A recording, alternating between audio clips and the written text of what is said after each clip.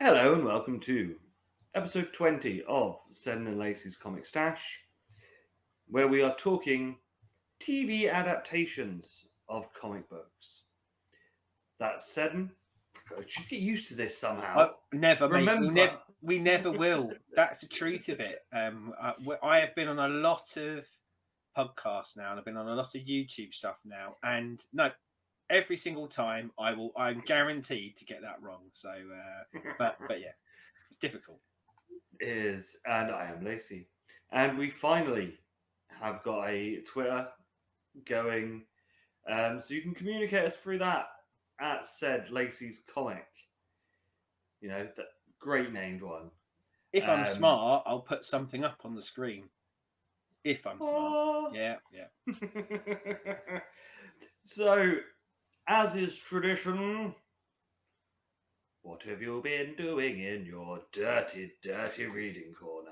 It's probably bad to phrase it that way. You know how much I love it phrased that way, but it's probably bad because this week I revisited out of a curiosity because I remember loving it. It's actually, I would describe it as a kid's comic book.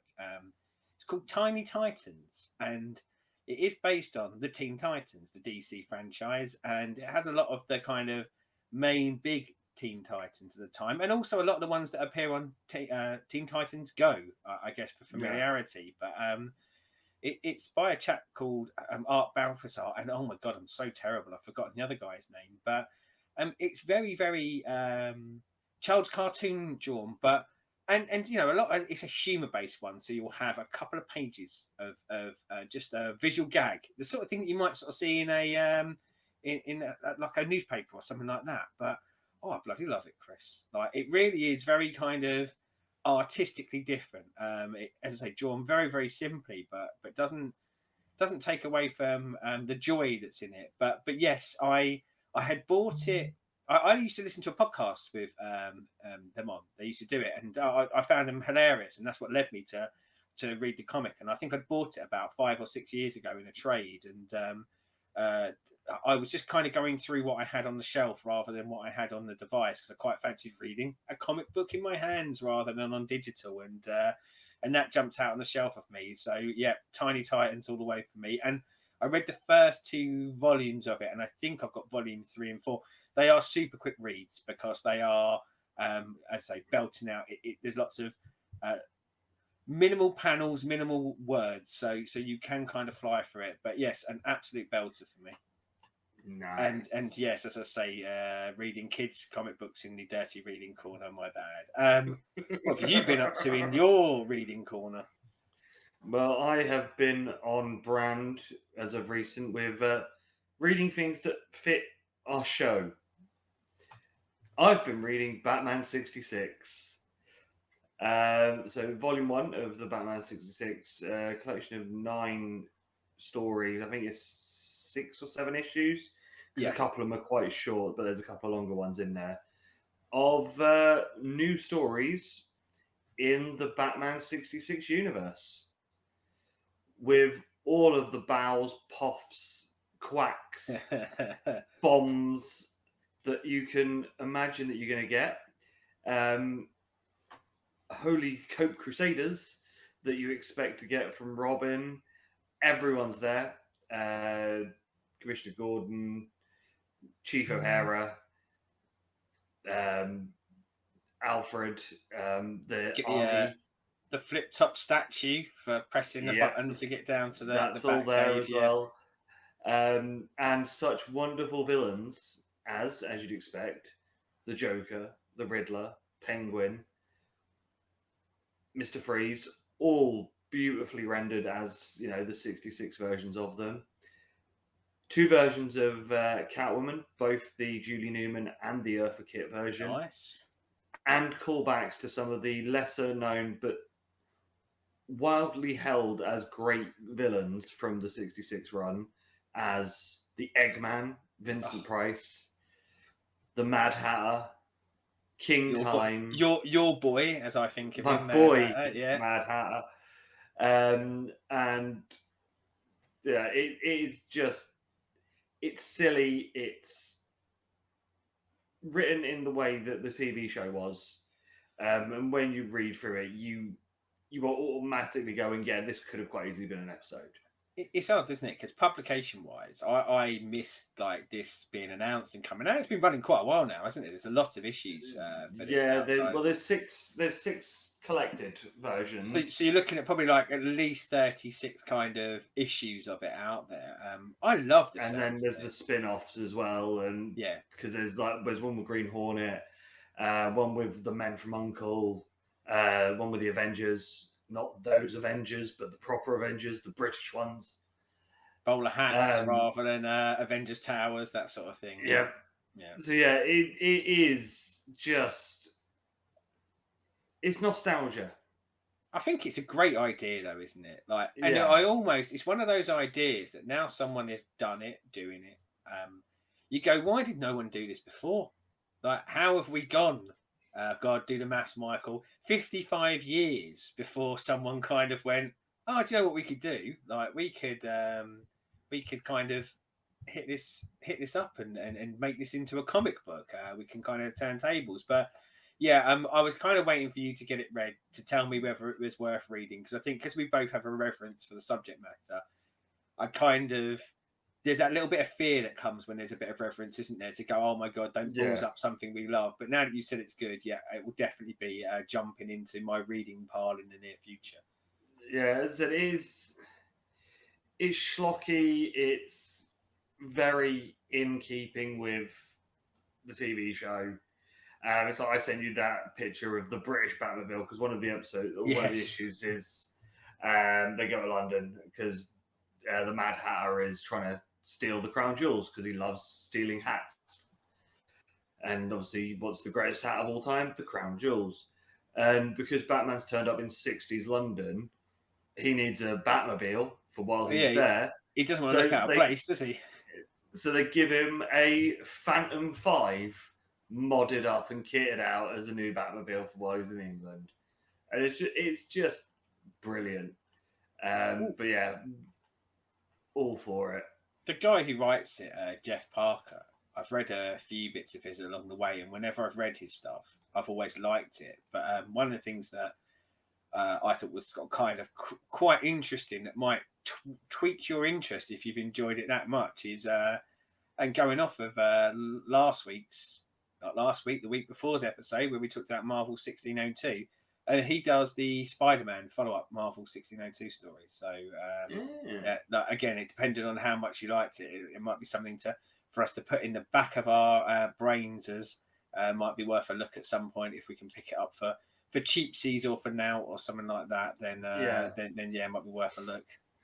But obviously, with reading this, it's definitely, if the Batman 89 when it comes out later this year is held in the same way as this, I'm gonna be all over that as well because I love me Burton Batman, and a run done in that Burton universe will be bloody lovely. I would like to think that whomever is making Batman 89 is going to do everything in their power to remove anything post Burton from the universe. Well, the guy that's doing it is the original screenwriter of the two Burton films. Yeah. So hopefully, yeah, as I say, like one of the big plot points is going to be getting rid of the foul stench that is what comes after Burton leaves that franchise. Yes. So we will go into the topic of today, which is TV adaptations. The thing that your mum may have told you makes your eyes go square if you watch too much of it, and I'm living proof. I mean, I may be wearing oblong-esque glasses, but I'm living proof that my eyes didn't go square. One of my heroes as a kid was Mike TV from Willy Wonka because he had the name TV in his name. So I watched a shit ton of telly, and a lot of it, as we say, like our interests are our interests are quite far and wide. But I would try and gobble up any superhero comic book based TV that I could get my grubby little mitts on. But we're going to go right the way back to the early days of superheroes in TV, aren't we? Yeah, so we won't be touching 40s and 50s Superman and Batman on the basis of neither of us have ever seen it. But we will start in what I'm calling the golden age of TV, where we get Batman 66, The Incredible Hulk, Wonder Woman, Spider-Man, and things like Flash Gordon as well. Yeah. Well, I think we said like we've if this is anyone's first episode, you've just heard us talk about Batman 66, and if you tune in for any more watching the other ones, it's very clear we both love Batman 66. I think it holds a special place in both of our hearts, doesn't it? I think it was very early on in our seeing, hearing, experiencing anything superhero-y, and luckily we both loved it as well. You could almost argue, wow, they got superheroes in TV right first time out, didn't they? They did. Or first time out for us, should I say? Yeah. Yeah. Well, the thing is, like, as we've said before, that there's a few years between me and Zed, but both of us were brought up on the fact of on a Sunday, Channel 4, Batman 66, always on, and was staple TV viewing every weekend. Oh, I mean, there was just a lot less channels, weren't there, back then? Back in the days of yore, for any youngsters. So, but we had, like, if we were lucky, we had 4 channels, but some of them didn't always run. Like, you might be certain times of day it wouldn't be on, but because there were so few channels, you would get a lot of repeats. And as you say, Batman 66 was something that we both saw on repeat, but it would. You could catch it pretty much whenever you wanted. And I think for a generational gap there, probably of about 10 years, it almost don't matter which end of that 10 years you are, you would have experienced Batman 66 on repeats on telly because, they had to fill that content somehow and they weren't going to pay for original shows. So, but yeah, so that was...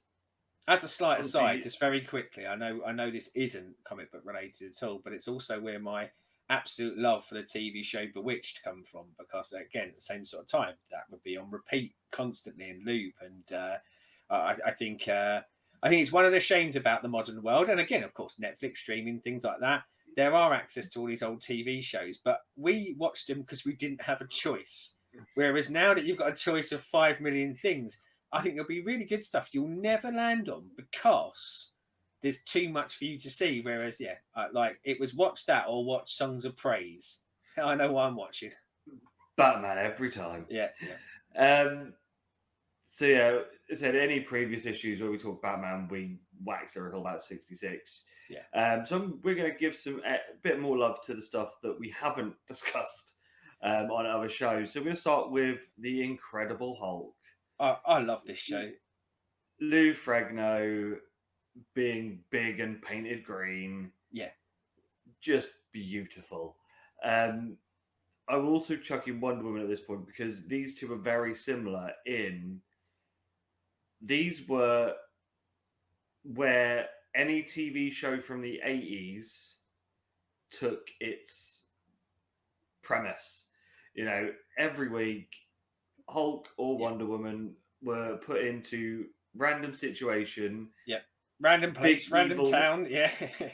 evil thing is happening. Must save local village. Yeah. Going at the 80s, you get A-Team and Knight Rider and everyone else doing that. And even when you sneak into the 90s, you get into like MacGyver and things like that. Yeah. A lot of these iterations, started. This kind of TV formula was, well, certainly for me, was birthed at this point. And like I love the Incredible Hulk. Weirdly though, like one of the things that strikes me about Incredible Hulk is they changed his name, didn't they? He's David Banner in the TV show. Yes, it's Bruce Banner, and I've never really bothered to find out why. I don't know whether they just thought David Banner sounded better for a TV audience, or whether there was, I don't know, some scandal about someone called Bruce Banner at the time, so they thought they couldn't. But yeah, I mean, for anyone who's not seen the Incredible Hulk TV show and possibly only watched Hulk in the movies, this isn't your Hulk in the movies. This is a much more basic, as you said, Chris. It's the put yourself into a random town in a random situation, and generally he is trying to, let's say, quell the beast and find a cure, but also he's a good guy, so he's trying to help people, and that help tended to lead to him having to turn into Hulk at some point because there'll be a situation. But it's the littlest hobo, isn't it, with a great big bloody green monster that can smash stuff up. Don't expect a special effects fest. You know, it was of its time, and I think it probably even of its time, budgetary wise, you know, they did the best they could. But yeah, what a cracking TV show. And then obviously Wonder Woman, again, the same sort of premise of, you know, Wonder Woman randomly turns up in this place. Yeah. Oh, and look, does a little spin, turns into Wonder Woman, saves the day. But so it was great sort of sit down, turn your brain off TV. That if you think in the States that was on every week, you know, and I don't think I can't necessarily remember, and I don't think that Wonder Woman as such was probably progressively written. You know, it probably was written by a bloke, and there probably was a lot of leaning to look at this lass in her pants. She's a bit tasty, isn't she, or something along those lines. However, I think one of the things that was really good for me is that, so like my first three kind of visual experiences of superheroes. So I had, you know, Batman, I had Hulk, but I also had Wonder Woman. So I think it helped me understand that women could be heroes. And I know that sounds so daft to say, but I think that's a good message to send kids when they're young, especially boys. You know, like I think you and I have both discussed kind of offline and a little bit in the fandom episode about how the fandom can be predominantly male and sometimes can lean heavily into, we don't want no women in our comics. You know, the women are there to you know, like look pretty. But I had like a strong female superhero as my third superhero that I saw. So I think it was really good from that side as well. And belting theme tune. All of these, Batman, Hulk, especially the end credits for Hulk, and Wonder Woman, all come out strong in their theme tune game. Yeah, that was the days of banging theme tunes. Yeah. For TV shows. You know, say exactly what they are: get in, get out, catchy as fuck. Yep. Other one on this sort of time period, which I didn't really watch, didn't see a lot of it, and I know from talking to you previously, you didn't either, is the Spider-Man TV show. I remember seeing it occasionally, but never being one that I would always sit there and have to view. And I can't remember. I think by that point it wasn't in heavy rotation over here anyway. Yeah, I mean certainly like Batman 66 predominantly, probably followed by Wonder Woman and Hulk. You could easily and often see them on the telly. Whereas Spider-Man, yeah, I don't remember it getting kind of a big push over here, or if it did, not that repeated push that all the other shows got. I didn't really watch it because it looked a bit shit. And I know that seems a bit harsh, but I think so. As much as we said, like, you know, Hulk has some effects, but go light on it. But with Batman 66, I mean, part of the shtick was the costumes, wasn't it? Like the comedy part of it. Wonder Woman, as I say, they relied on spinning a lot, but I think they were clever with their effects. The problem with Spider-Man is you're putting a dude in that spider suit, and that's actually just really hard to make someone look good outside of a drawn page. And I think that always kind of put me off. But yeah, maybe we track it down. I don't know whether it is available anywhere though, or easily available, should I say? The thing is, with the Spider-Man TV show, they were always going to struggle because Spider-Man's big thing is web slinging and swinging on ropes. Yeah.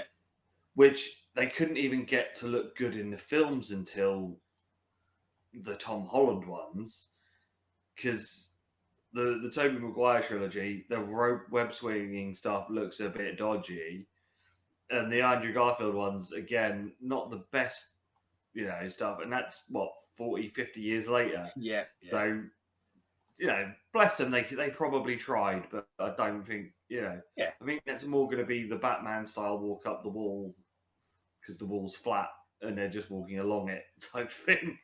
As you say, it is difficult to do, isn't it? And I think like in these day and age, as you say, like now they've kind of got it, but the amount of years of practice with CGI and cost that had gone into being able to make this a reality and make it look good. Yeah, it was potentially fighting a losing battle, wasn't it? But yeah, mate, it might be brilliant. If you have watched it, let us know, and we might hunt it down if people say it's fantastic. Yes, all I do know is they fucking loved it in Japan. Yeah, I yeah, have very watched big in Japan. watched the documentary on it, and yeah, it was fucking huge in Japan, and that was what then birthed the Power Rangers style TV shows as well for kids. So you know the legacy of that era of TV show. I think Power Rangers still even going now and still looks the same, but Probably got yeah, about 8,000 different series now, hasn't it? Like, but that birthed. You know, that was the one of the start points of that. We get to the 80s, and as mentioned a little bit earlier, the tropes and storytelling techniques of Hulk and Wonder Woman are taken by the A Team and the Dukes of yeah, Hazzard and Knight Rider and Nighthawk and Airwolf, and we don't see our heroes. and I work on the theory, and again, it is only a theory that it was moved to this because they saw how um, popular the formula was, and went, well, why are we paying licensing fees for these characters? Why don't we just come up with our own? And I guess then you can spin them off into your own toy lines or merch and things like that. So yeah, from such a great beginning for us over like a sort of 10 to 15 year patch. It's a decade of dryness for us, isn't it? After getting Yeah, such a good start, the bastards hung us out to dry after that. yeah, and you know we all love 80s TV. It's what we were brought up on. Of course, we love it, but it was sans our comic heroes. Yeah, yeah. So we then When you look at like a kind of using other media to lead people into comics, TV wasn't going to be doing that for anyone in the 80s, was it? no, And arguably neither was film. So it was a dry patch for that. yeah, because other than what one or Superman 2 was late 70s. Well, I think you do got Superman 3 in the 80s. And four, don't you, as well? The Oh yeah, and 4. yeah. So as I And say, that ain't doing any favors for bringing anyone into comics, is it? and Batman wasn't out till 89. Yeah. So yeah, there was a bit of a dry run there. We then get to the 90s where we're getting comic book adaptations, but they're not your superhero shows as such. Yeah. And it's a bit more of a sort of coming of age sort of shows that we're getting. So we get Sabrina the Teenage Witch, we get the surprising mega hit that was Lois and Clark. I mean, with Sabrina, before we get to Lois and Clark, I mean, I think you are you're almost right in what you say of going like people wouldn't know it's a comic book show unless you told them it's a comic book show, because it is like a teenage show about a witch doing witchy things, and that's what sort of teenager shows would do at the time potentially. So yeah, you don't, and it doesn't push on you that come along and read the comic book adventures of this anywhere near as much as the superhero stuff did.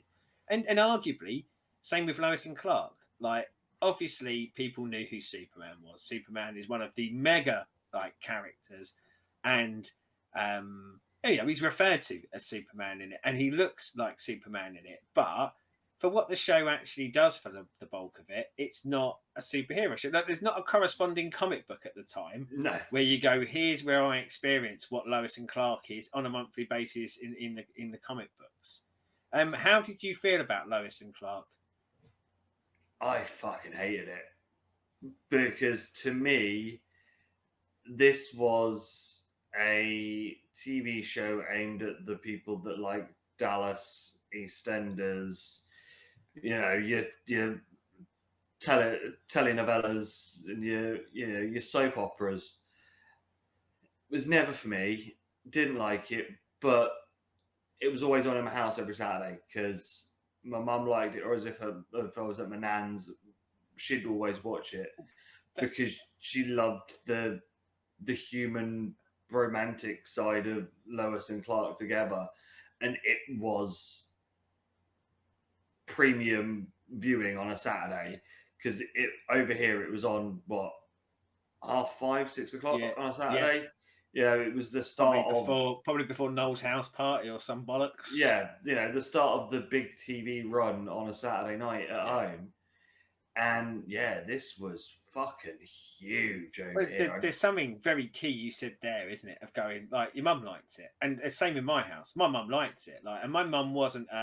My mum liked EastEnders as well. By the way, I want that on record. But she wasn't a big TV watcher. She did shit around the house. Like while me dad, me and my brother would watch telly or play games or something, my mum would actually do stuff that needs to be done in the house, and then every now and again she'd pop in. But yeah, she would stop to watch this because it is odd because this is a Superman story, but it's not. It's a love story, isn't it? Ultimately, it's about these two getting together, but it has enough Superman stuff. It borrows the tropes, a lot of the tropes that we were seeing in the everything from Incredible Hulk onwards, that kind of villain of the week, baddie of the week, kind of peril of the week stuff. But yeah, it's quite amazing. If you'd have said to me, probably back then, is this going to do well? I'd have gone no, because people don't do superheroes in this country because there really isn't a lot of it. But certainly, I thought if it had any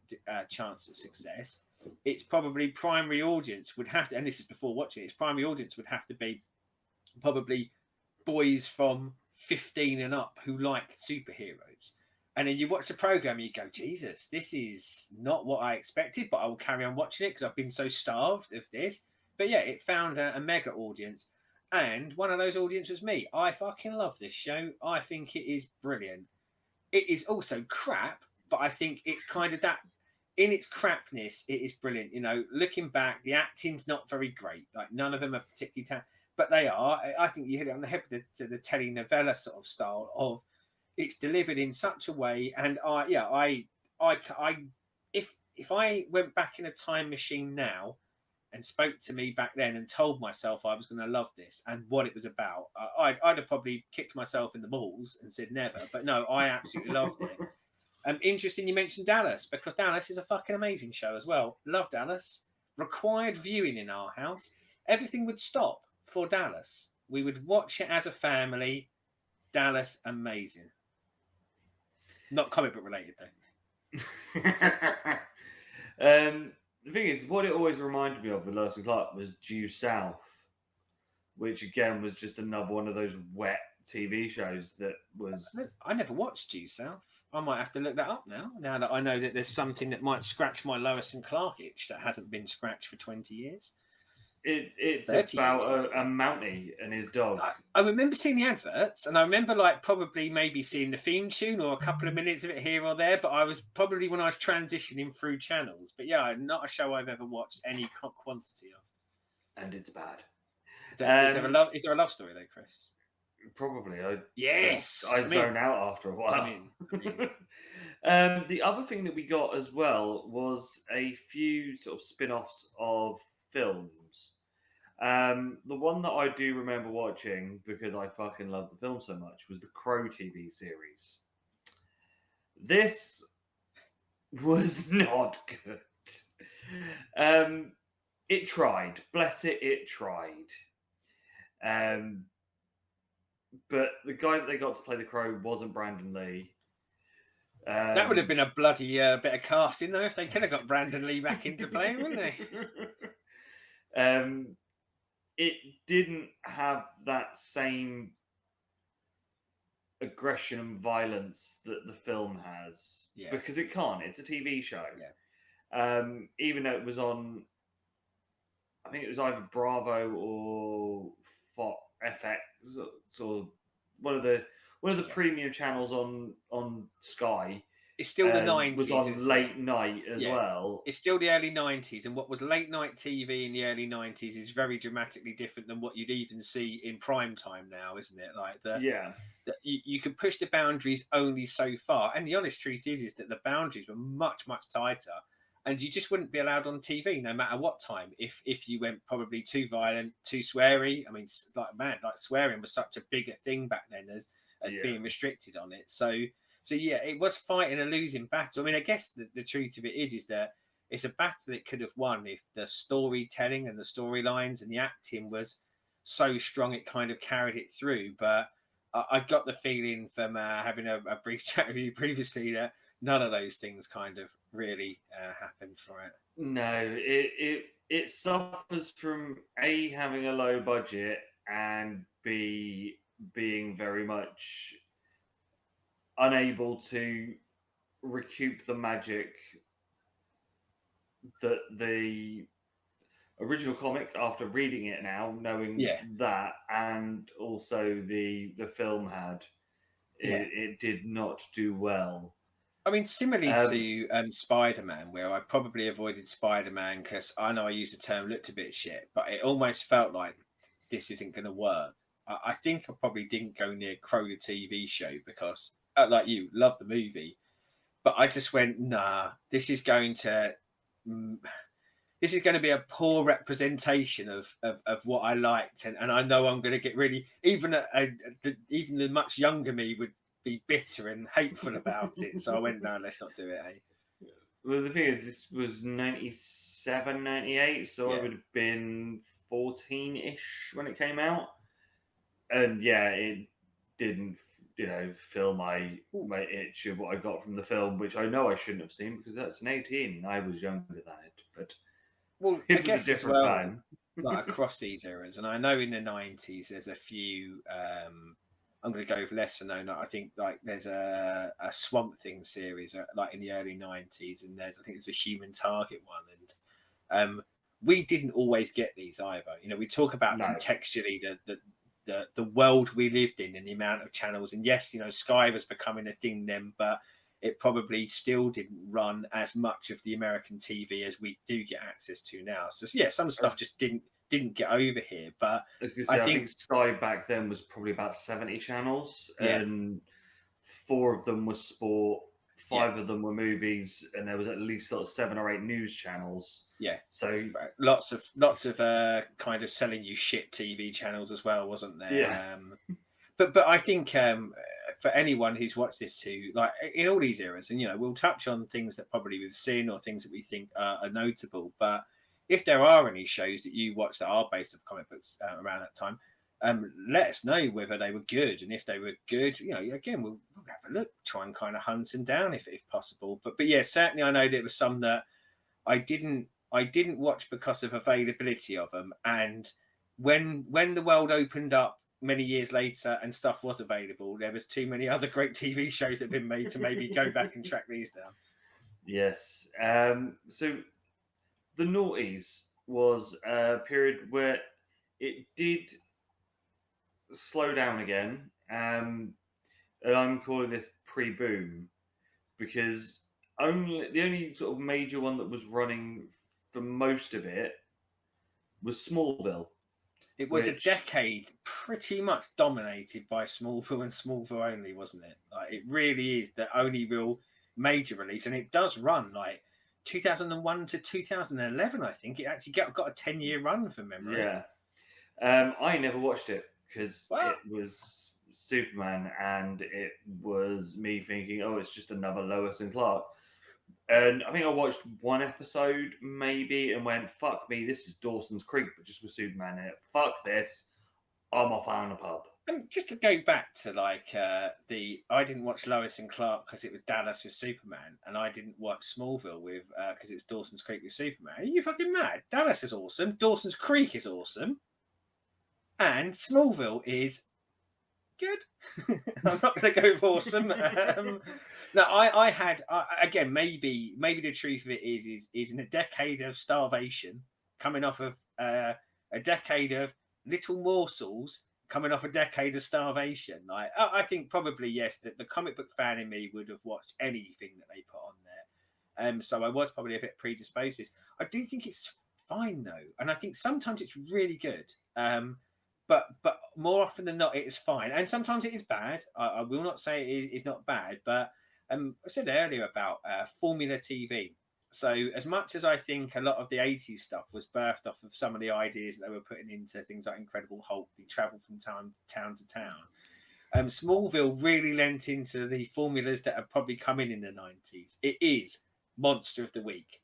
Every week there's a new kid that gets a power because of kryptonite, and it will be a different power, very, very akin to what you were seeing in things like the X-Files and stuff like that. But as you say, cross mix with that palette of and Dawson's Creek. So this is young Superman. This is high school Superman, where he has his high school friends, and that kind of drama of running the local newspaper, and that's often why they're investigating weird kid number 7 who's doing weird thing. It has all of that formulaic stuff that you would see in any team-based show at the time. But yeah, I really liked it. Do I think it helped comic books? No, because I don't think there was a corresponding product out there in the comic book world. I think anyone who was watching Smallville, if they picked up an issue of Superman, they would not be getting what they were seeing on that TV show. So I don't think they'd necessarily stick around if it was Smallville that brought them there. But again, less of a juggernaut than Lois and Clark, even though it got a really long run. But this, I think, had a much smaller audience than Lois and Clark, respectively. This was more aimed at teenage girls, whereas Lois and Clark was aimed at your mum. But the thing is, everyone that watched soap, so you've got an age span of what, 20s to 70s. Yeah, I think I'd have struggled to get my mum to watch an episode of Smallville. So yeah, I think you're kind of spot on with that. I think it skewed to a much younger audience, didn't it?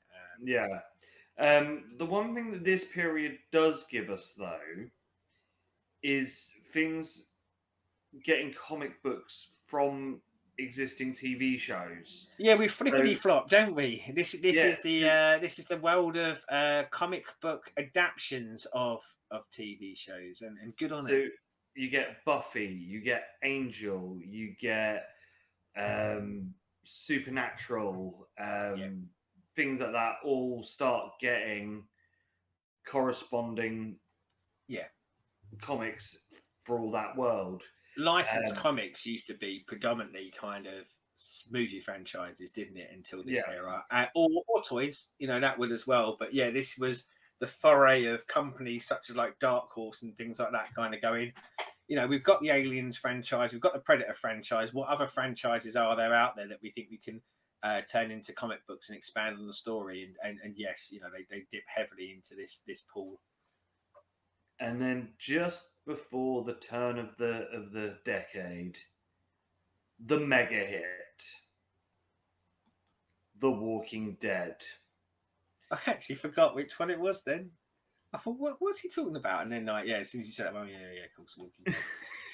the TV show that no one probably expected to be as big as it was. Yeah.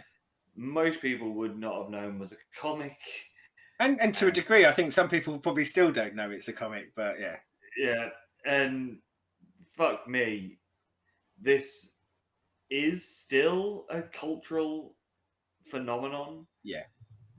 That has come out of this little black and white comic book that came out on a tiny little indie print. I can't remember what episode it was where we talked about trade number 1 of Walking Dead, but we both, I read it kind of almost day and date over most of the series. I love The Walking Dead. You loved that first trade, and I think you're spot on though with as much as zombies are very popular in movies, or certainly you have their peaks and troughs, but generally they are. But I'm with you. No one expected this to go as big as it did. And it was on AMC, which a maker of some great TV shows, but also hadn't really birthed the mega hits at this point. And was going to And say, by this point, what they've done, Breaking Bad and Sons of Anarchy, that have been their two big hits before yeah, this, but I but mean, this was just huge. but comparatively, you kind of say, I think they were a bit above cult following ones, but they were shows that built up an audience because of the quality, didn't it? And then Yeah, American Walking Dead kind of had that audience day one, and it just exploded, didn't it? Including, I mean, so far, like all the stuff that we've kind of covered, I think the truth of it is that for us, probably Wonder Woman, Hulk, and Batman probably led us to have a bit more of an inclination to read comics, but because that was our first finding of superheroes and we had an interest. But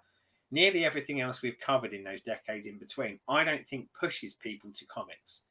I no, think, if anything, the stuff that was being produced, if people went to comics afterwards, they would be rejected. Whereas this is a comic book story turned into telly, isn't it? And I think not only the fact that it was a smash hit, but I think this done wonders for comic books. Full stop. yeah. You know, and certainly Well, for Robert Kirkman and Image, they sold a bucket ton of these. But I think yeah, as an art form, let's go with that as a term. I think uh, we did it a little bit on the fandom one, but this is one of the peak moments. And you're right, this is the kind of start of a boom where um, you started to see people reading comics in public because it had an acceptable face now that people knew, which was The Walking Dead, the TV show. and this is where you started seeing graphic novels in all shops. It Yeah, wasn't just a bookshop thing at this point. yeah, This is where you would see HMV have the full run of the trades of Walking Dead because it was the biggest fucking TV show and I'm that was sure on at that the time. a lot of these will never ever see the light of day. But I think from a comic creator standpoint, bearing in mind a lot of the stuff we'll talk about on this show is the superhero stuff, the Marvel and DC, but independent comics have been around for a long time. Arguable whether Image actually really ever counts as an independent comic publisher, but like let's say it is. But I think this is possibly the best time and forever for comic creators to make good money off of their own creations. There's been a lot over the years about how many characters were created for hire for Marvel and DC that people got paid to do, but never saw the big bucks that come at the end of it. Whereas The Yeah, Walking Dead exploding like this, TV execs, when they saw this, they're sending all of their gophers out and going, get up the fucking shop and buy every comic book you can because we want to option all of these that we can. And as I say, a lot of them will never see the light of day. But I think probably a lot of creators saw a real purple patch where they made a lot of money because they sold the rights to things. And I think that's a really good positive for the TV comic book crossover at this period. yeah, and then we go to the boom and where we are now with a bit of overkill. So first we have the Arrowverse. So that's Arrow and Flash, Supergirl. What was the one Uh, when they were all together? um, Tomorrow, it's got tomorrow in the title, hasn't it? Why am I Days blanking of on it? Tomorrow, no, or Things of Tomorrow. I can't remember. Oh my god, why Um, can't I remember? Legends of Tomorrow. Legends of Tomorrow, yes. Which I liked Arrow. I liked Flash.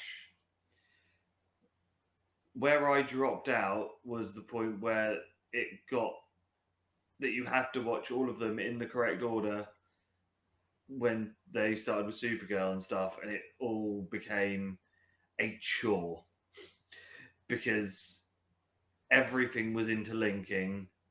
So they'd have their own standalone story that went for the season for their own show, Yeah, then the interlinking story, and then the overall story that then was all of them interlinking. And yeah, I tapped out at I think season 3 of Arrow and season 2 of Flash by that point because Arrow was always a season ahead. Um, I was But pleasantly surprised by Arrow at the beginning. Like when like we'd heard or when I'd read that the because it's the CW, wasn't it? Which is kind yeah, of again like the sort of channel that you would expect Smallville to be on. And bearing in mind, this wasn't a million years after Smallville ending, and it wasn't it linked as such. But when I heard they were doing an Arrow TV show, and I probably saw like the visuals for it, saw Stephen and Mel and things like this, and I went, "Oh, kind of, yeah, I know what this is going to be." And it was what I thought it was going to be, but with a lot more nod to the comic books than we'd ever seen before.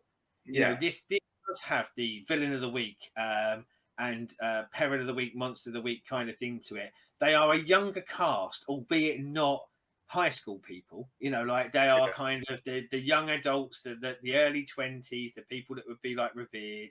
By probably people who are 5-6 years younger than them when they're watching it, but it had a lot of nods to stuff that happened in the comics.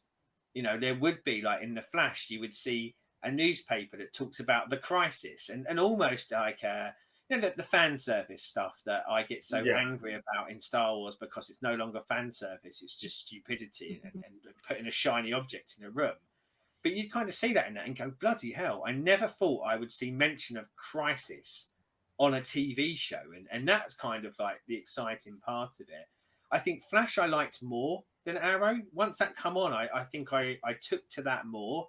Um, Yeah. Legends of Tomorrow I always struggled a bit with. It felt like the show that I was watching because the other two were okay, and maybe this one will get okay. I weirdly loved Supergirl. I just really took to it, and I cannot tell you why because I don't necessarily think it was acted well. I don't even necessarily think it was scripted well, but there was something about it that just I don't know. It had a charm. It possibly felt like it was stepping back to those days of the 80s and things like that with the way that some of it was made, where it felt like TV of a simpler time. You know, there wasn't the dark, Yeah. angsty characters. You know, these were all kind of generally relatively bubbly, happy, but without being annoying as shit. But yeah, I look back at Arrowverse fondly, but I tapped out on all of them like way before now. And I think the problem I have with it is they're all good, but that's their high point. You know, like I found quite often I had the episodes on in the background and I wasn't really paying attention, or I was recording them on through Sky, and then the next thing I know, because I'd skipped out on a couple of weeks, I had 12 episodes to catch up on because I had 3 from 4 different series, and then it felt like a bit of a chore to catch up on them. Yeah, it's with Arrow. There was a lot of bits on there, as you say, that were deep sort of Easter eggs to people. If you see it and you know Yeah, it, and it it didn't seem as though they were just throwing that shit in just to do it. yeah, A lot of it seemed to have a purpose because there would be a payoff yeah, during them, and as you say, they were done well and gave you a reason to for lesser characters as such. Because Arrow is a lesser character in DC. Flash obviously is a big name character, but had been, other than in the comic books, had not had any real yeah. multimedia exposure at No, all. no. It was one of those. I don't think anyone would ever I thought, think oh, there was let's like do a I think there was a pilot for a TV show from in the 90s that was considered so bad it never got past pilot, and I think that was the only other kind of multimedia thing he'd really had at that point. It's strange going back to like the TV to comics. Like these are to a large part dramatically different because they're all like kind of de-aged versions of the ones you would see in the comic. But again, I do think that an audience who's watching this, if they went and read Arrow comics, like Green Arrow comics or Flash comics, there's enough familiarity and linkage between the two that I think they'd enjoy it. They wouldn't be getting yeah, necessarily the stories that they saw on a weekly basis on TV, but there's enough DNA between the two that you probably built some audiences for the comic books based off of those TV shows. yeah. And as I said, I think they shot themselves in the foot when they tried to interlink everything and made it. You had Arrow on a Monday, Tuesday you'd have Flash, Wednesday you had Supergirl, Thursday you had the Things of Tomorrow, and it was just a case of you had to watch all of them Yeah. in order because everything linked together, which I think was their downfall on that. One of the ones that kind of come out at this time that had some linkage, because I know he appears in the episodes, but I've never watched an episode and I've never tried it, was Constantine.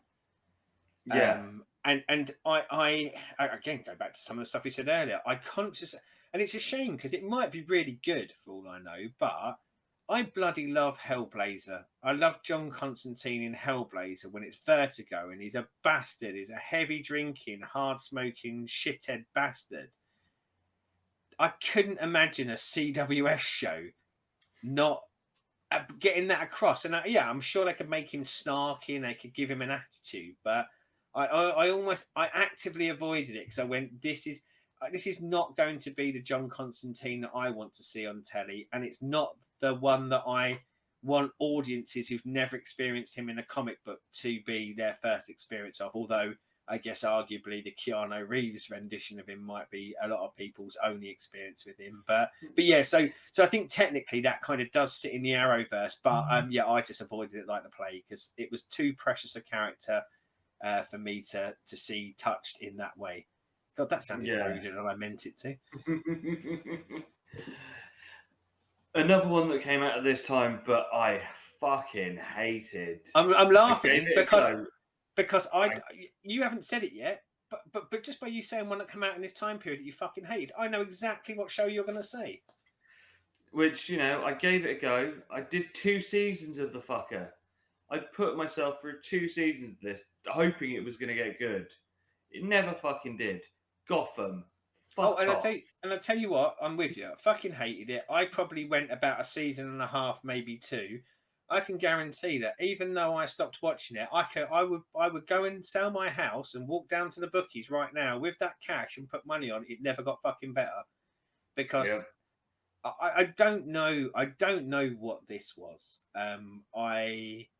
Considering the iconic characters they had to play with, and I think, like, let's be generous. I think they kind of went, well, let's look at other characters in this universe away from Batman because it's kind of pre-Batman, and let's put the shine the light on them. And I do think the dude who played the Penguin was at least compelling on screen, but they just made all of them look shit, and they made them infinitely less interesting than any other rendition I think I'd ever seen of them, and completely fucked the timeline.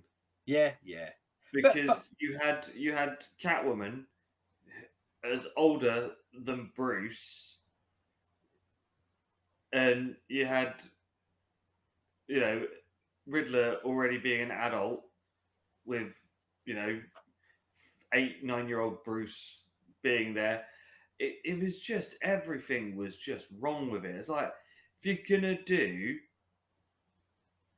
young Gordon, that's fine. Have him go against crime bosses. Have it as like a CSI program or something like that.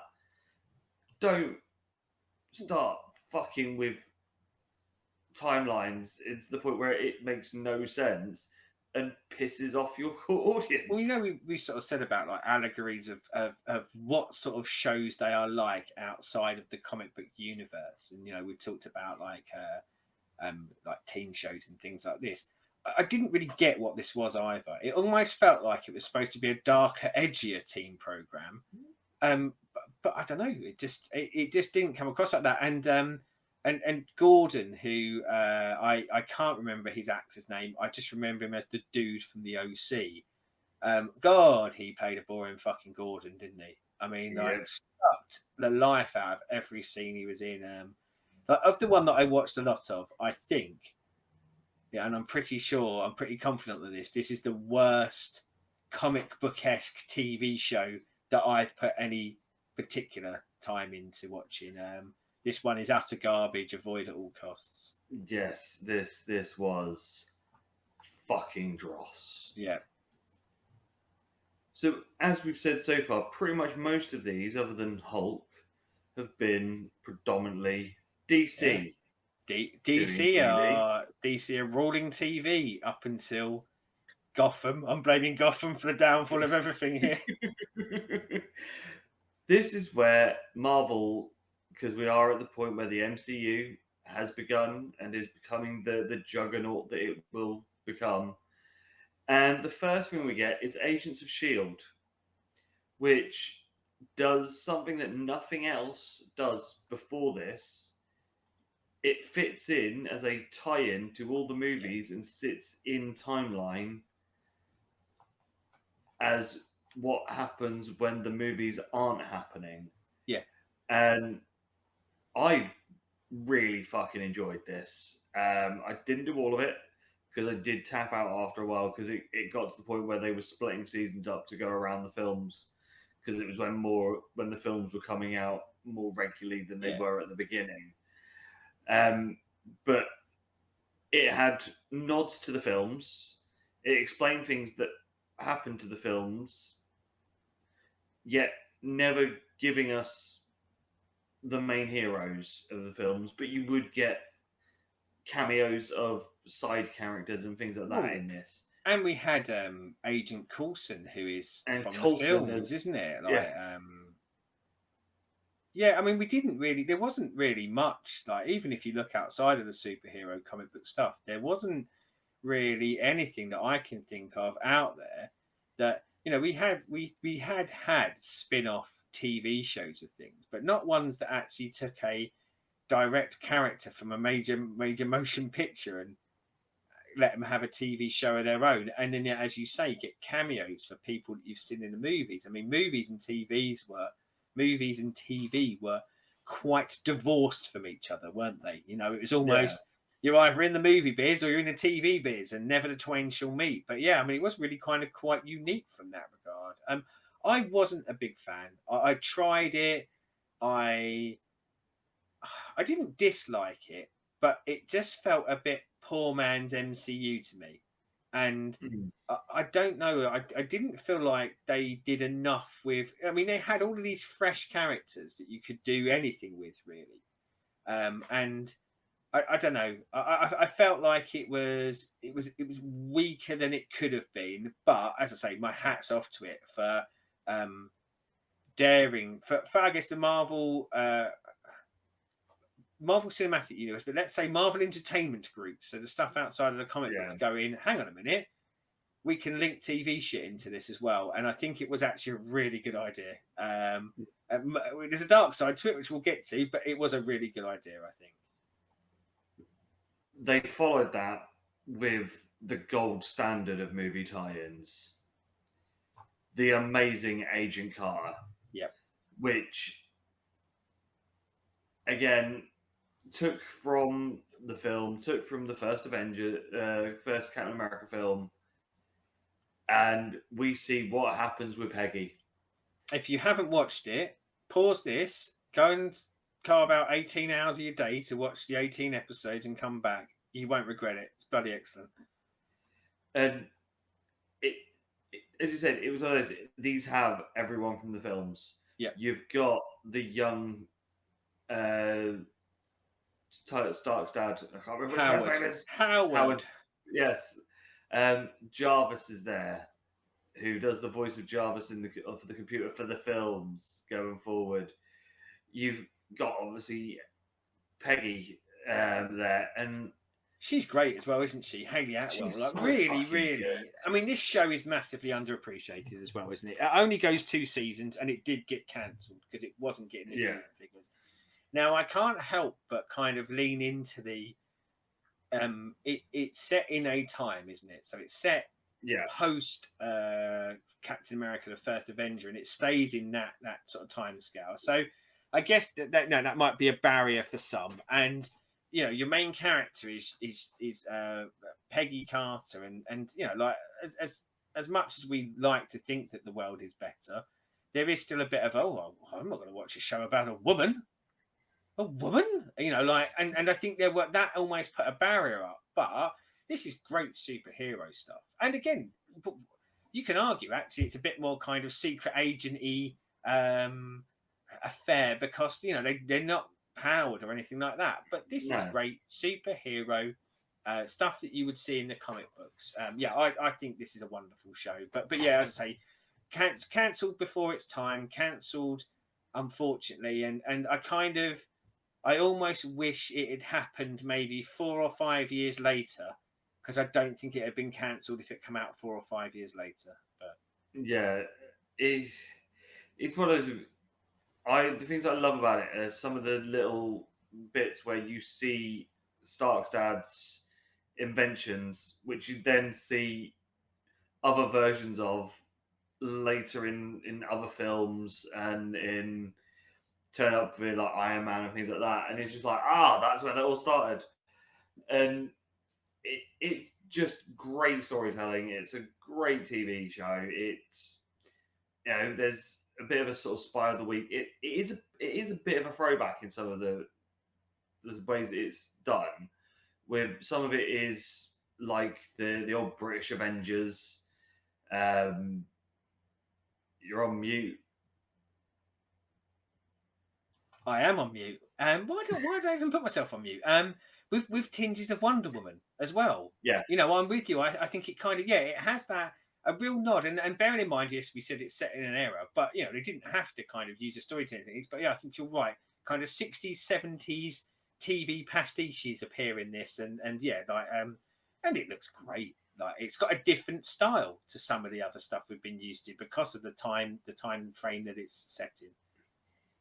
and it's all on Disney Plus. Get on it. Get on it. You will not. There's You will fuck not be all else to disappointed. watch that's good on Disney Plus. So you might as well watch that.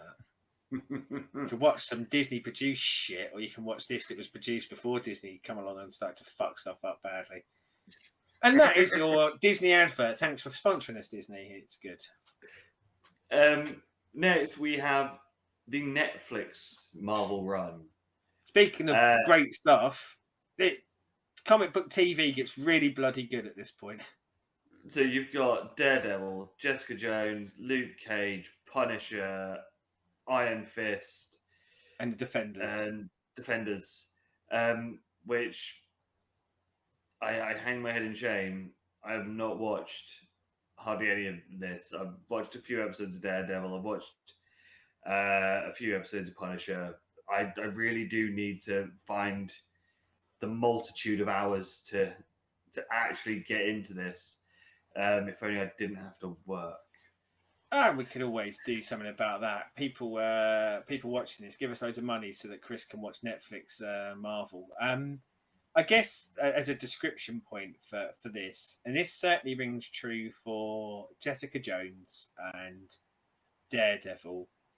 I'll come to like Luke Cage in a minute, but this is a very different take on it. So things are dark and grittier.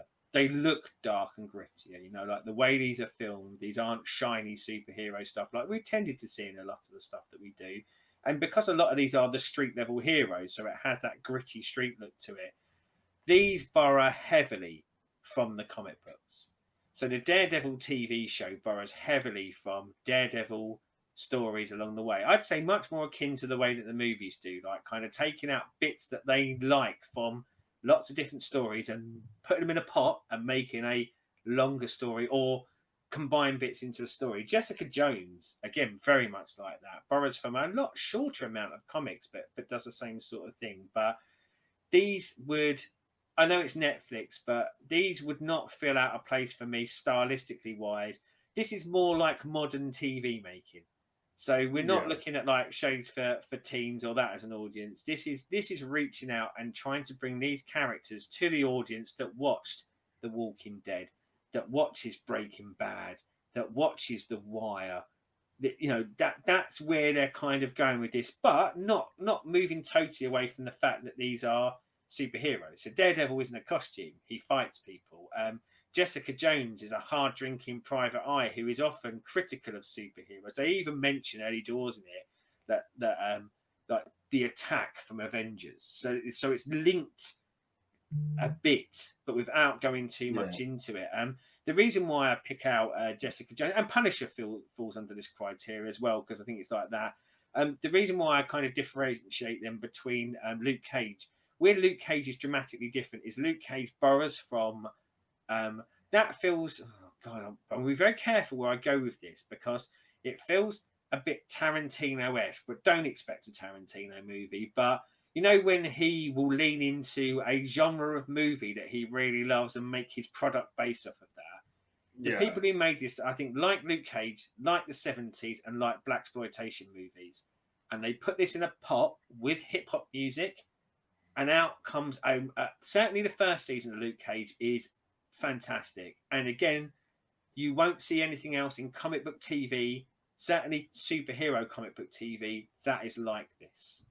Yeah. Unfortunately, they also made Iron Fist and they also made the Defenders. And it is such a shame because Iron Fist is the character, certainly having seen what they did with the other shows, the one I was most excited about because I thought, here we go, finally, Kung Fu, the fucking TV show, brought into modern times with a superhero.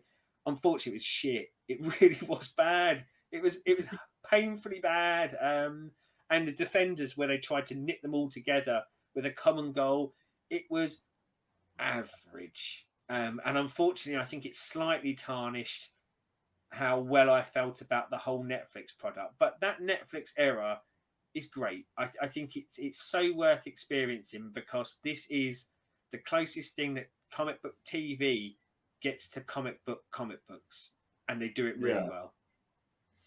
And also not under the Disney overlord. No, and a shame for me because when the Disney overlords become the overlords, Netflix's TV shows died out pretty quick afterwards. Now, there's lots of stories out there, but I think ultimately Disney didn't want Netflix, a rival streaming service, to necessarily be using some of the characters that they now owned, or probably priced them to a point where it wasn't worth it.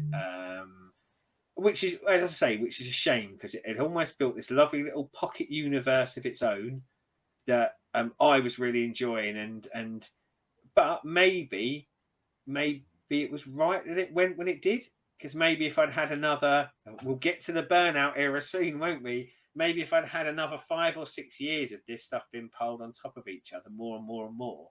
Something you said about the Arrowverse. So, they did these shows, and you knew that they were building to the Defenders at a certain point, and then you knew you were getting like a Punisher spin-off.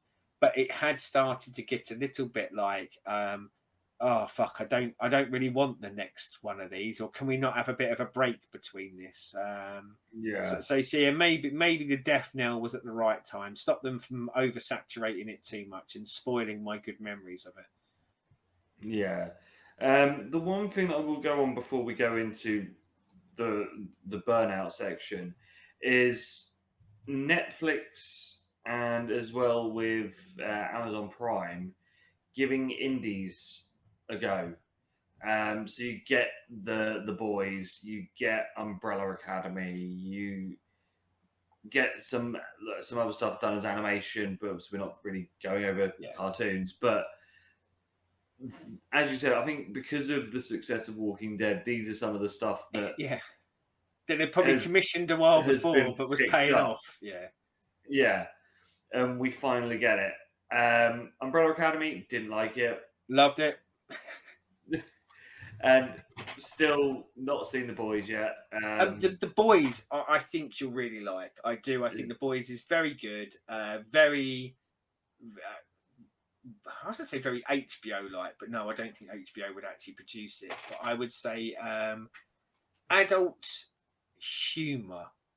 And them being two separate things rather than adult humour. It's not just blue gag after blue gag, but it skews to a kind of more grown up, more because it doesn't shy away from violence and real world problems, and it interjects a lot of kind of humour even in that violence and things like that. So, and it's Garth Ennis written, so that's the kind of way that his writing does. But I think you'll really like The Boys. One of the other ones in this kind of era, and it's run into this point, is Lock and Key, which is very good. An excellent comic made into an excellent TV show, and yeah, I think Walking Dead birthed this stuff. I think it made a lot of TV execs go up the shop and buy those collected editions. What of these can we turn into TV shows? But also, I think you're right. I think Netflix not being able to do the Marvel stuff, or it not being right for them to do the Marvel stuff, made them go, we know we've got an audience for comic book stuff now, though. let's go and make some.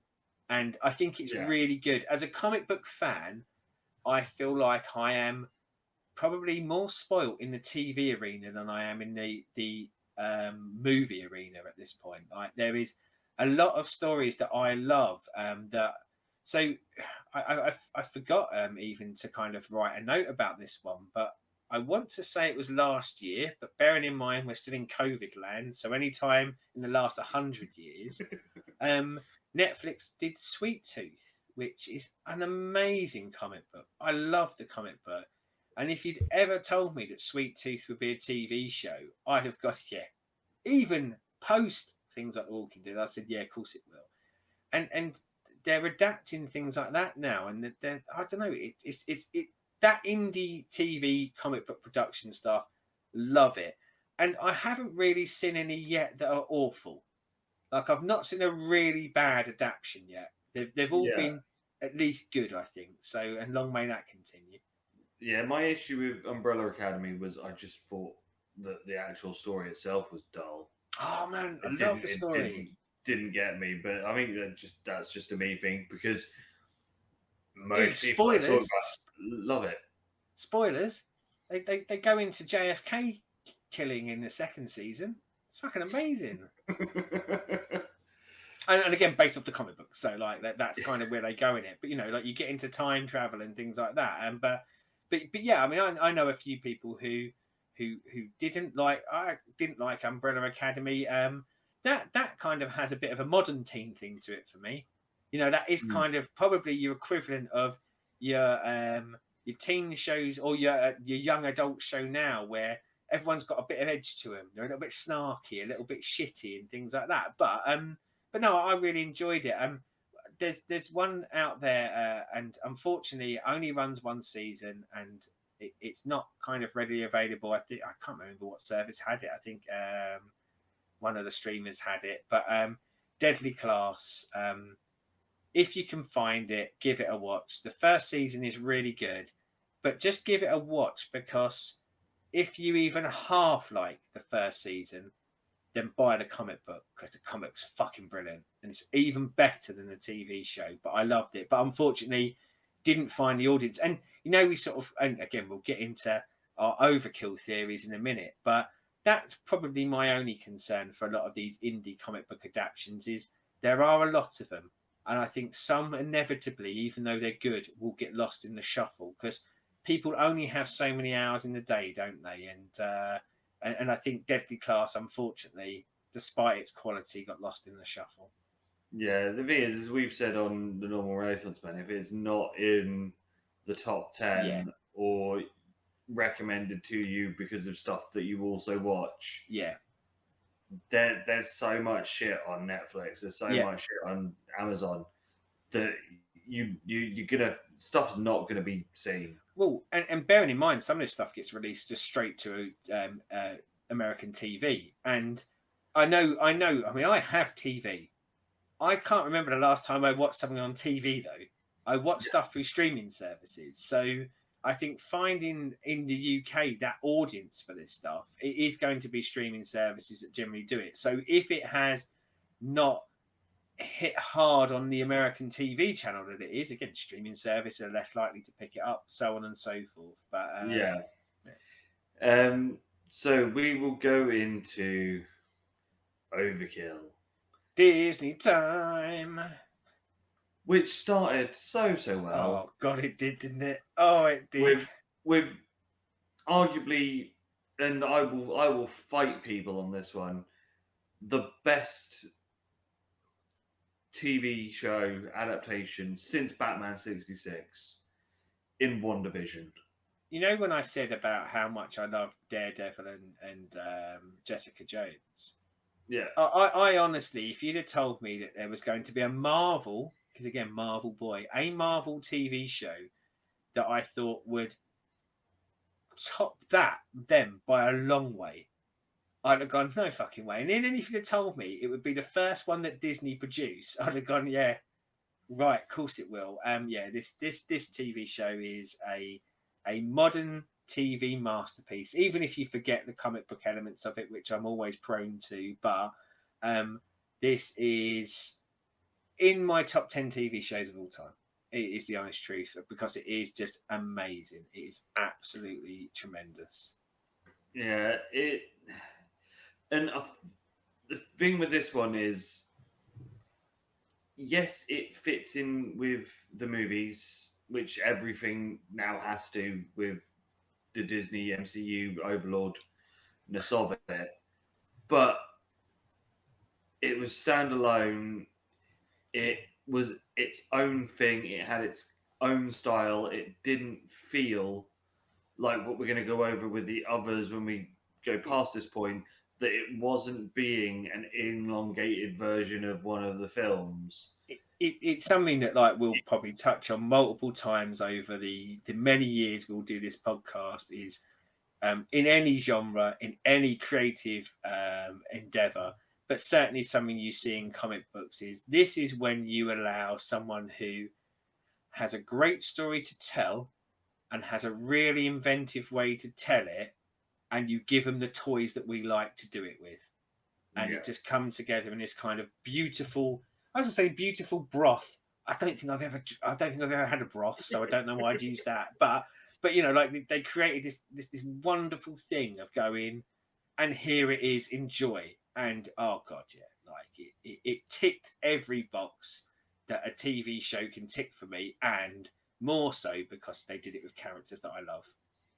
Yeah, the callbacks to 50s, 60s, Yeah, 70s, 80s, 90s TV shows, which the audience age range, which is, the normal ones that are going to be watching this sort of stuff, it hits with that perfect level of nostalgia because you would have seen this shit growing up. and with a purpose rather than just doing it as Yeah, a this is our hook. yeah, everything, none of it felt out of place. Yeah. It all made sense when it came to the end of it, and it all explained why it happened and why it was happening the way it was happening. In retrospect, one of the things that kind of interests me, and of course, time moves on. Now, bearing in mind, I'm somewhat talking about like this come out many years ago. The Disney Marvel TV stuff hasn't been running that long, but I think because of COVID land, it feels like this is almost a decade ago. But I remember the first couple of, because they dropped the first 2 episodes as a double bill, as I guess we would call it. And don't get me wrong, there was a lot of like reviews and there was a lot of stuff out there. There was a lot of love from it from those first two. Those first two, I was gobsmacked. I was, oh my god, this is fucking amazing. I'm in for the ride, but with a tinge of fear that they would mess it up. But I do remember at the time a lot of people going, oh, that's boring, wasn't it? Why am I watching something in black and white? Where's my superheroes? Where's my powers and stuff like that? And as much as I criticize Disney, and I do at every opportunity, I think if this hadn't been on Disney Plus and hadn't been pushed the way that it was, I think a lot of people, if this was just on telly, I think a lot of people would have given up on this after those first 2 episodes and missed something great. And a lot of those people who I heard being very critical of those first 2 episodes, they grew into the series, let's say. That the stuff that they maybe weren't liking in episode 1 and 2, as we got to maybe episode 4 and 5, they kind of then had that moment of going, okay, I see why 1 and 2 did what it did now. So a rare occasion when I will give Disney some credit to say, one, they allowed this to be made, and two, I think if it hadn't been on that platform, people would have quit it a lot sooner than they did. Yeah. One of the greatest TV reveals of all time. Oh God, yeah, yeah. It's Agatha all along. And it was strange because this was COVID time, so we were working from home, most of us, and it was being released on a Friday morning.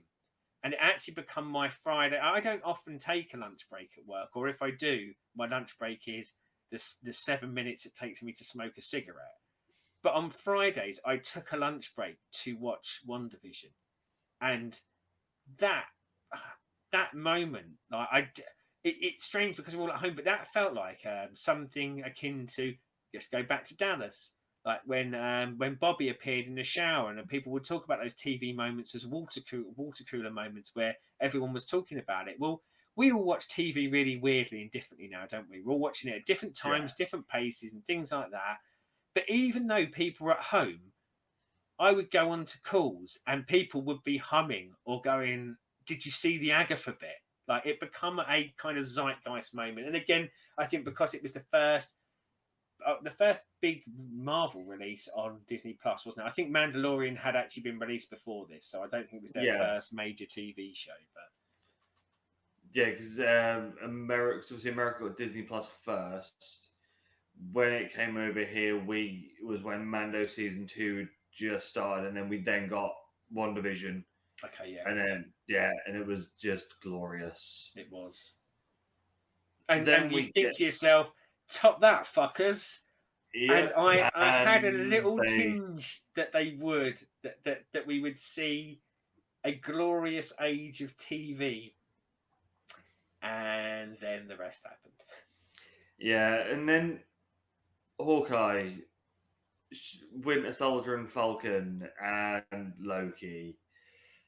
Where so we did an episode about Hawkeye, Yeah, and we even said at that point that it was basically an elongated film, which could have been 3 TV series,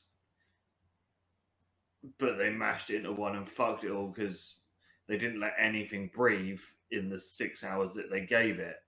and you know what we just said about WandaVision, where you give a creative person like the ability to play with these toys and do something great with it. This is the example of where you give someone a toy we like. They actually touched on some of the bits that were in some of the comics that were good, but their big creative thing is, I fucking watched a Christmas movie before. Let's smash as much Christmas shit into this as we can. And it was just disappointing from that regard of going, that's the best you've got. Like, and don't get me wrong, I'll watch a lot of Christmas movies, but I want to watch a lot of shitty Christmas movies because they're shitty Christmas movies. I don't want my favourite toys to be turned into a shitty Christmas movie. The thing with my big thing with Hawkeye was you had Echo, you then had Natasha's sister, Yeah, and you had Kingpin, and it was like, this is 3 seasons worth of villains. yeah, yeah. And because You're you've doing given it none in of 3 episodes. yeah, you gave none of them time to breathe, so none of them meant anything. No one cared. But I mean, I think when we get to this stage, one of the things to consider is the audience that they're catering to, and I think we should be a large part of the audience.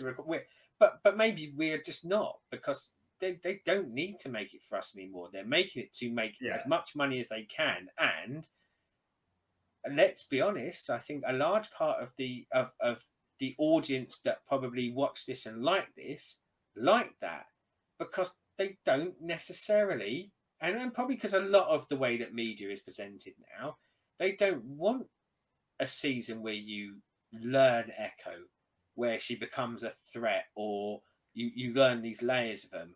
They go, right, sin that one, what's my next one?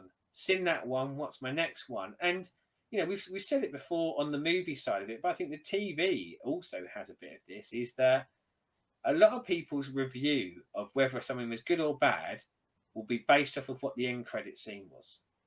And that's it. And I think we are almost in this. I mean, I often describe it on the Renaissance Men podcast when we talk about stuff like this, of going, it's crack addict TV. You just want that next hit, but that next hit has to be quick and kind of snappy and satisfying, rather than stories that build over. And when I say build over time, I mean, we go back to WandaVision. WandaVision weren't 8 seasons. This weren't 500 episodes that got them there, but they had a story. They had they had it mapped out quite clearly what they wanted it to be, and they told it. Whereas, yes, unfortunately, Hawkeye, as I say, is a crappy, is kernels of a good story with a crappy Christmas theme tacked onto it, so that they could make a jolly little trailer out of it. But not actually giving them time to explore any of the stuff that's in it, because we must give them another surprise. We must give them another surprise. We must give them another surprise. Hawkeye or Falcon and Winter Soldier was another one that I mean that should have been a hour and a half film, but they tried to spread it out because it didn't do anything for a lot of it. Um, and I really didn't get on with it. I think I'm all for having lesser known characters being the villains and stuff, and a way of introducing other people in, but at least have some interest to them. Um, the Red Hand did not. See, I think this is the one where probably you and me differ the most because I think you're a lot more down on this than I am. I actually, you sort of said about this being like kind of an hour and a half movie. I'm the other way on this. I'm very much what we just said about Hawkeye. For me, this is 3 or 4 seasons worth of content crammed into one. I think like you build that peril and the introduction of the new Cap, who kind of goes a little bit off the wall. That's a season or 2 in itself if you let that breathe. And I think they had a lot there, but they tried to cram too much into a small period of time so that everything lacked any resonance, meaning. And also, the core premise of the show is at the end of Avengers Endgame, Yeah. Cap gives him the shield and says, "Go and be Cap." At the beginning of this, we get the long drawn out, "I'm going to do my insurance" scene. But he relinquishes the shield, and at the end of it, he gets the shield back. There's nothing that happens in between that really tells me why they bothered with the story. I didn't see that journey where, like, I can see why, yes, he realised he should take up the shield and he should champion it, because he just didn't do a good enough job. But as I say, I think it was too unfocused. But I think as a string of stories, all of those could have been much, much stronger if they were maybe a season each. I mean, like the US agent story is really good in the comic books because it happens over a period of time. You see him kind of take over the mantle, and the pressures that he brings on himself. He starts taking drugs because he wants to be the best Cap, and then those drugs kind of push him to losing his temper where he hurts someone. And of course, once you cross that line, I think it's a really good story. It was just told too quick. But yeah, they were. This felt more movie-like, but this is rushing. This is rushing getting a story out there. That they decided they wanted to, for some reason, rather than just letting Sam become Cap and tell a compelling story about him in a movie, they went, let's chuck a TV show where he decides he doesn't want to be, and then at the end of it he is, so that then we can announce the movie after that. It was like a long advert and not a very good one. Yeah, and then Loki. Heartbreaking for me, this one. I had so much hope. Yeah. We had Loki, who's a great character. Owen Wilson. And the only good bit was the multiple Lokis where we had Richard E. Grant as classic Loki. Yeah, I mean, like, as much as I say this one's heartbreaking, and I am quite harsh on this one because I wanted to love it. But yeah, like, at the very least, it deserves to exist because Richard E. Grant Loki is fucking amazing. And for me, the heartbreaking part of this is full of promise, as you say, an amazing cast, and even the premise of it. Loki has been pulled out of time, and he's with, like, let's say, the time police, and they kind of go, well, this is between, like, you and you dying. And I was supposed to tell him that, but it kind of twigs that, and you can pretty much go in anywhere, do anything, interact with anything, and you go, wow, what a great idea for a TV show. Not necessarily original, but what a great idea to do in the Marvel TV show, because you can drop into all those situations that we've already seen in movies, but tell it in a slightly different way. You can drop him into all manner of comic book things if you want your fan service, things that we probably will never see in a movie. You can introduce characters that you may well want to reintroduce in the movies and just forget about them in this because it's set in a different time, or they never come to pass in that. And instead, what we got was a series of episodes set in the same grey corridors over and over and over again. And the couple of locations they went to looked like they wouldn't have been out of place in Mandalorian and Boba Fett because they were full of sand, or like kind of one obscure planet that we didn't really have any knowledge of or any affinity to. And yeah, it just I said about toys earlier. In this one, they actually opened the toy chest and went, look, all of your favorite toys are inside here, and then put me in a grey corridor and asked me to watch that for 6 weeks. Gutted for it, absolutely gutted.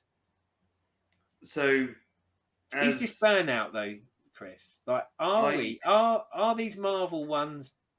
Are the last sort of 3 Marvel ones subpar, or is it a combination of we've seen a lot of movies over the last 6 years for Marvel, and maybe WandaVision spoiled us, and are we burnt out?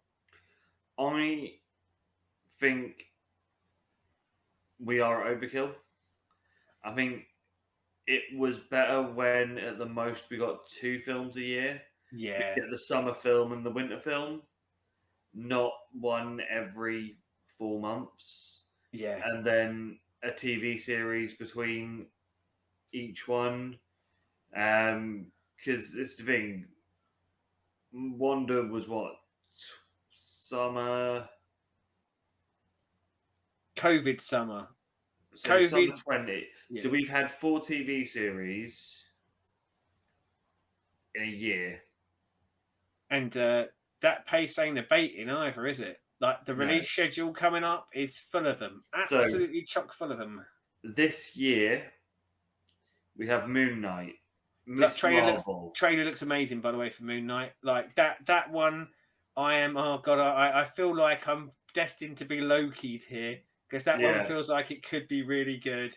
Please let it be good. So this year we've got Moon Knight, Miss Marvel, She-Hulk, and What If Season 2. But we haven't mentioned What If first because it's a cartoon. Well, and if Chris has got any sense, we never will, because don't let me speak about What If again. And then also, but without dates, but have been confirmed, Agatha, The House of Harkness, Armor Wars, Echo, I Am Groot, Ironheart, Loki 2, Marvel Zombies, Secret Invasion, Silk, Spider-Man Freshman Year, and Wakanda.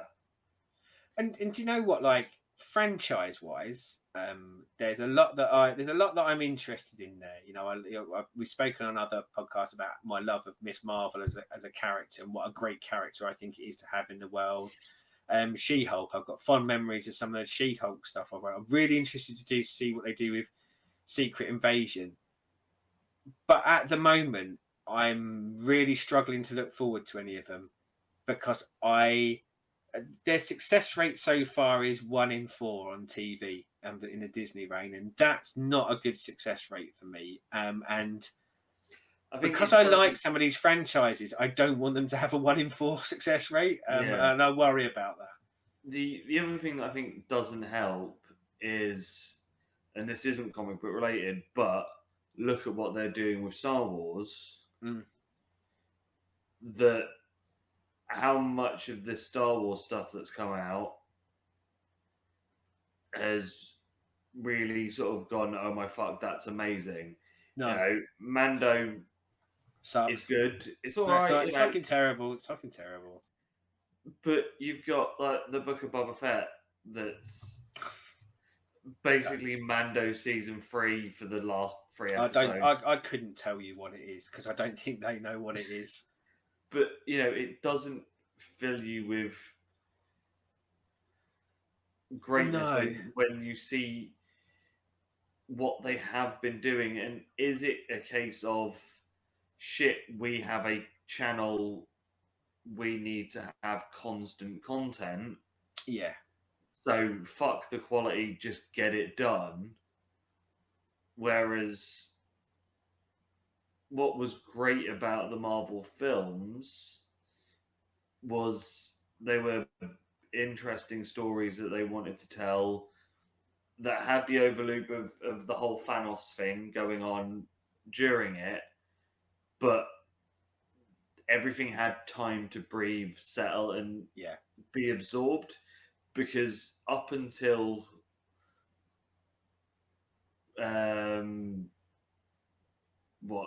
Civil War, everything was once every 6 months. Yeah, Once we got to Civil War, that was where the pace picked up, and it was every couple of months there was the new, and yeah. Well, and and I again, think you that like doesn't help. the excitement dissipates a bit, doesn't it? Like you kind of Yeah, go when you have again, I'll go back to my crack addict entertainment. When I know it's 6 months, but sometimes even longer than 6 months before I see the next thing, that anticipation builds. Whereas when you know you're getting a new one every, I mean, it was horrible. Like, because again, I say crack addict entertainment as a criticism because it is, but I am also guilty of loving a bit of crack every now and again. Yes, it's very Moorish, because like when One Division finished, I was like, oh no, like what am I going to do on a Friday now? Like, I want another one right now. Give me more, please. And of course they couldn't instantaneously, but I guess effectively that's what they're trying to do. They're trying to regularly give you more because they want you to watch their service and carry on subscribing. I get it as a business model, but yeah, it's just it feels like too much. It feels like it's been rammed down our throat. And one of the interesting things you said there, I mean, I know you said like Loki too, but the Echo TV show. So darting back into kind of a bit of a Hawkeye is Echo felt like she only existed in that TV show because there's going to be a TV show about her. And yeah, again, I think now that it's almost a machine, isn't it? It's almost a factory machine that is churning out this stuff. That the consequences of these TV shows feel, or potentially feel, a lot less. Because I go, is the next one I watch going to feature 5 different characters randomly in an almost Book of Boba Fett episode 5 and 6 way, because they're setting me up for whatever the next show is, and I don't. But not even in a clever way. It's not like, wow, I want to watch the next show now. It's just like, well, you've done almost an extended advert within this TV season for what the next one will be, and I don't want that. Like, I want my TV shows to have that story, which is good. And if that leads to me wanting to watch stories about other characters with it, I mean, it's almost, I guess, like if you equate it directly to comic books, is that for many years there was like the X-Men, there was the Avengers, there was the Fantastic Four, there was Cap, there was X amount of titles, and quite often new titles would only come into existence if a character had got popular over a period of time in one of the other comics. yeah, Which I can see that from a TV world, that would be a really smart way of doing it, wouldn't it? Like if we had watched, well, let's use Agatha. Agatha, I think, was never planned to have a spin-off show, but was such a phenomenon they've created a spin-off show. yeah. Good, thumbs up, like the idea of that. But I think in a large part, these characters are already predetermined that they're getting a TV show, and it's almost here they are, look at them and like them because there's a show coming, and I don't like it that way. I like things to become to happen naturally, I guess. Yeah, it's as I said, I understand why they're feeding the beast the way they are, but as the consumer that isn't their target audience, I think we are the outliers here of just going, yeah, it's too much. Just rein it back a bit. Be a bit take more time. Give us better stories. Give us a bit more thought behind it, and The you know, problem is that and don't get me wrong, it's mass audience to kind of, let's say, niche audience on it, but we're the ones who are more likely to spend more money on it, I think, as well. Like if they were yeah, giving us something great, I think we'd be more likely to go, okay, if we had to pay for a premium streaming service that had this, and like because the lives we've got and things like that, I'd pay 4 times the amount a month to see stuff that I thought was good every month than pay cheap to get average at best. yeah, It's that McDonald's to go into a really good restaurant argument again, isn't it? Of going, I can afford 20 McDonald's for the price of a burger in a really posh restaurant. But do you know what?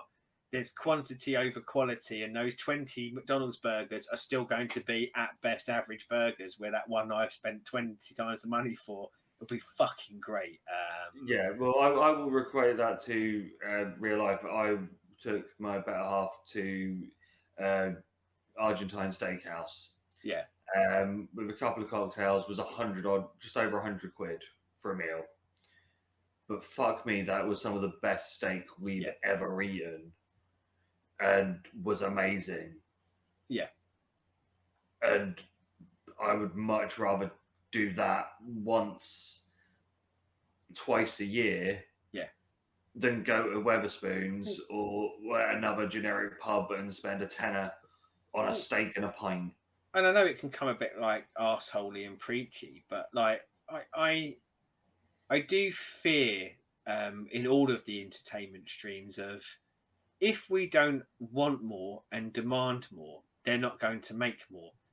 And if we accept, and I will say substandard, but let's be honest, like even if you do like them, there's not a lot of effort being put into some of this stuff. Um, why are they ever going to put in effort though if we carry on watching it and funding it? And I think that's kind of where I plant my flag in of going, like, I want it to be brilliant. Now, don't get me wrong. I know that everything can't be brilliant, and I know that sometimes, like, really good writers, really good creators in any format, that they won't always knock it out of the park. It's really hard to do. But I would give so much credit to someone who tried to knock it out of the park than someone said, "Oh, fuck it, let's just phone it in because these pricks are going to watch it anyway." And Yeah. I feel like that feels like where we are with maybe Marvel TV at the moment. Now, this is the Marvel era, isn't it? DC have got a few things out there. They've got a Lois and Clark show again, haven't they? That's on Saturday. I say it's Lois and Superman, I think it's called now. On Saturday evenings, and it is again probably back to a love story, but more of like when Superman has had kids and family, and there's a few DC franchises out there, but this is the Marvel era of TV, and I worry about the Marvel era of TV. However, when I say I worry about it, going back to something we were talking about probably 10-15 minutes ago of, but do you know what? As much as I worry about it, oh my God, I've got my indie comic TV empire that's out there, and Yeah. that's a wonderful thing to behold. But if you burn out this audience, you kill it, don't you? And that's my worry, is that the damage that can be done to the hobby that I love by oversaturation.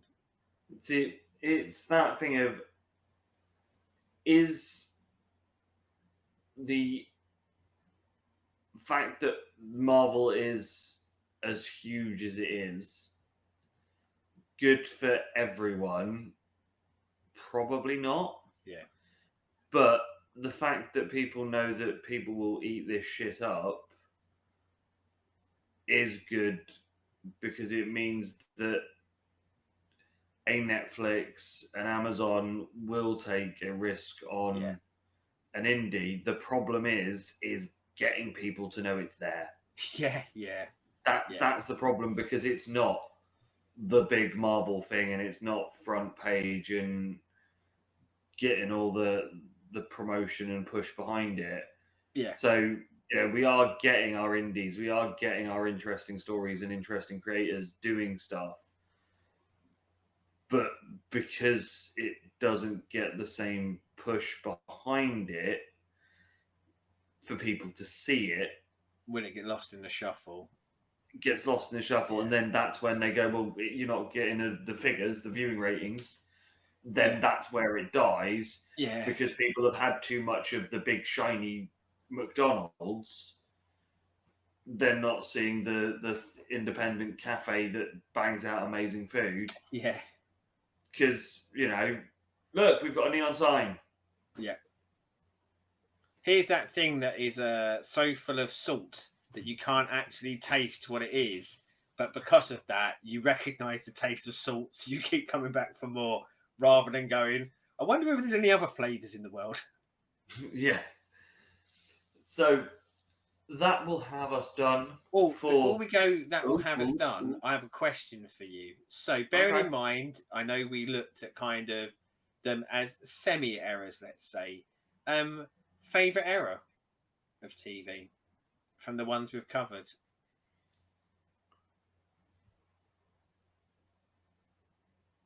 It's got to be Golden Era, because other than WandaVision, I've never rewatched anything since rewatching Batman's and Wonder Woman's, and Yeah.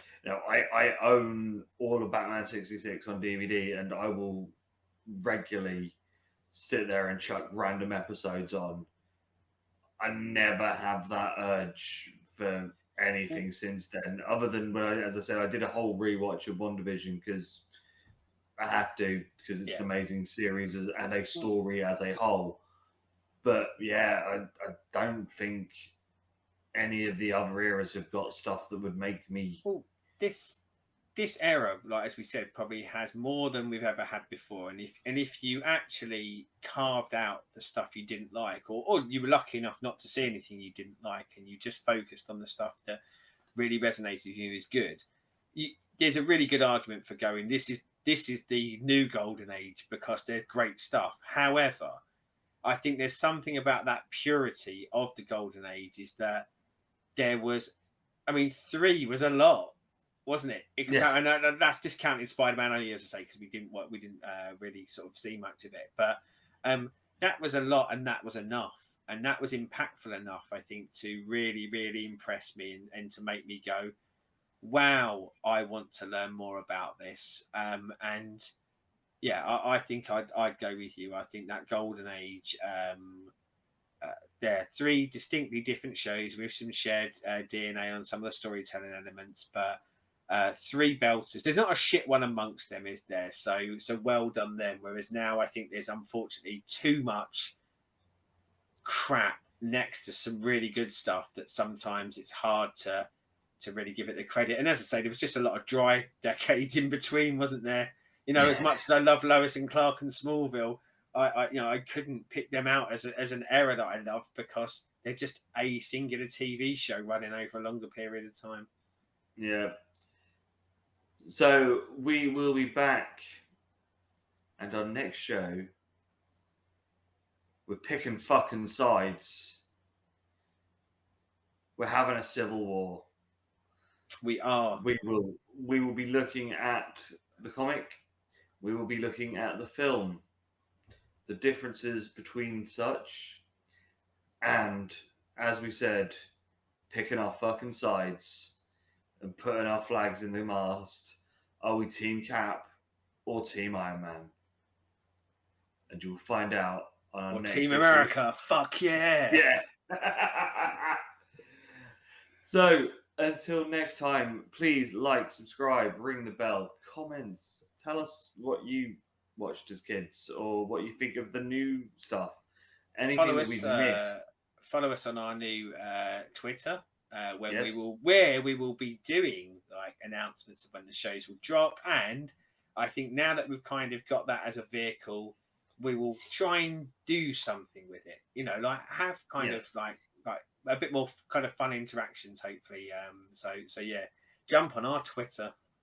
Yes. What we might do is the show after Civil War will be a top 5.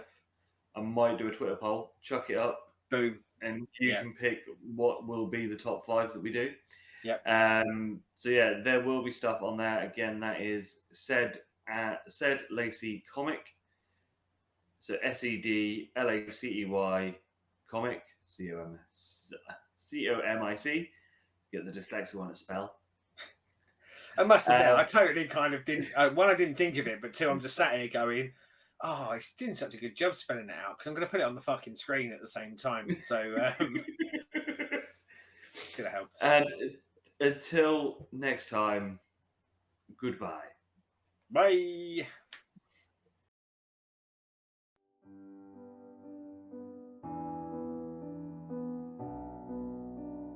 Thanks for watching, and just remember, you can join the Cult of Egg by liking and subscribing to this YouTube channel.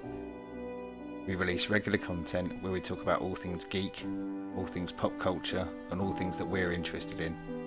You can also come along and join the discussion on Facebook groups and Renaissance Cast. And you can join us on our Twitch channel where Stu regularly streams games.